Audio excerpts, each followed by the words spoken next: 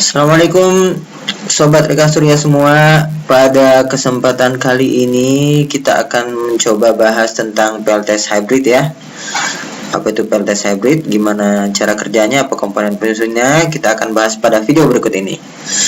Oke, PLTS hybrid itu adalah PLTS on grid dengan backup baterai, kombinasi antara on grid dan off grid. Jadi selain berfungsi sebagai on grid, pada saat PLN mati dia bisa berfungsi sebagai off grid, yaitu membackup peralatan-peralatan tertentu dalam rumah kita ya. Komponen penyusunnya itu ada panel surya, ada baterai, kemudian ada hybrid inverternya sendiri, dan juga ini nanti akan terhubung ke beban-beban, yaitu ada critical load.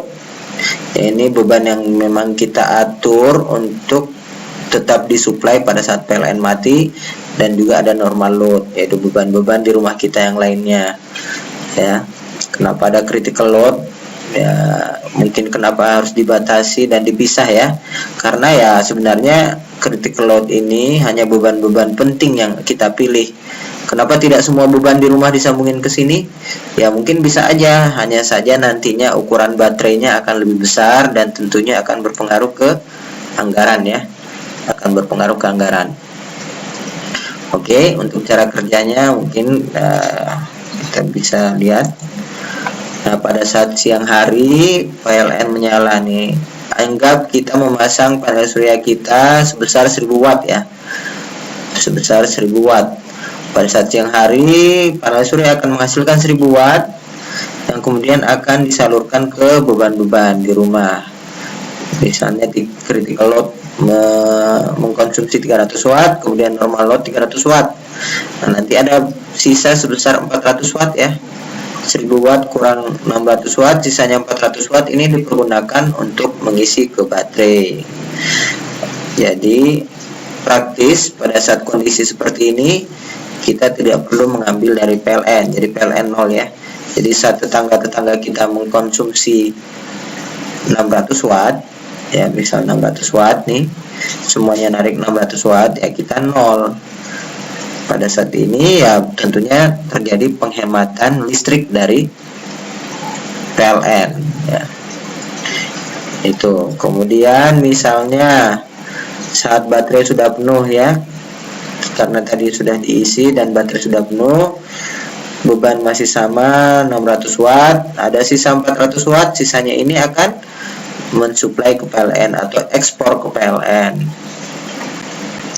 Jika kita memasang KWH ekspor impor, maka energi yang diekspor, listrik yang diekspor ke PLN akan menjadi pengurang pada tagihan di bulan berikutnya. Jadi listrik kita yang kita alirkan ke PLN akan dinilai sebagai deposit oleh PLN yang akan mengurangi tagihan kita di bulan berikutnya. Oke, kemudian gimana pada saat mendung misalnya? Pada saat mendung yang tadinya kita bisa menghasilkan 1000 watt, sekarang misalnya menghasilkan 500 watt, maka dengan beban yang tetap 300 watt dan 300 berarti 600 watt, otomatis kekurangannya nanti akan mengambil dari PLN sebesar 100 watt. Jadi untuk beban 600 watt kita cuma menghasilkan 500 watt dari panel surya, 100 wattnya akan mengambil dari PLN. Tetap ini adalah bentuk penghematan. Jadi tidak perlu mengambil 600 watt, tapi cukup 100 watt ya. Di saat yang lain tetangga kita 600 watt, kita cukup 100 watt. Ini adalah penghematan terhadap pemakaian listrik PLN. Kemudian bagaimana jika siang hari PLN mati? Ya, saat siang hari PLN mati, anggap misalnya beban critical load ya. Kalau PLN mati otomatis dari PLN 0 ya, dan beban-beban yang lain itu tidak akan tersuplai oleh PLTS hybrid dan hanya akan mensuplai critical load yang tadi 300 watt. Anggap misalnya siang hari terik, sebenarnya kita mampu menghasilkan 1000 watt, cuman beban kita hanya 300 watt dan baterai sudah penuh. Otomatis dia hanya disuplai oleh PLTS ini sebesar 300 watt untuk memenuhi critical load yang tadi sebesar 300 watt. Bagaimana jika critical loadnya naik 1000 watt dan panel surya kita memang mampu menghasilkan 1000 watt, ya maka panel surya menghasilkan 1000 watt untuk semuanya disuplai ke critical load sebesar 1000 watt. Jadi bagaimana misalnya beban kita naik, critical load kita naik sebesar 1500 watt, sementara panel surya cuma menghasilkan 1000 watt.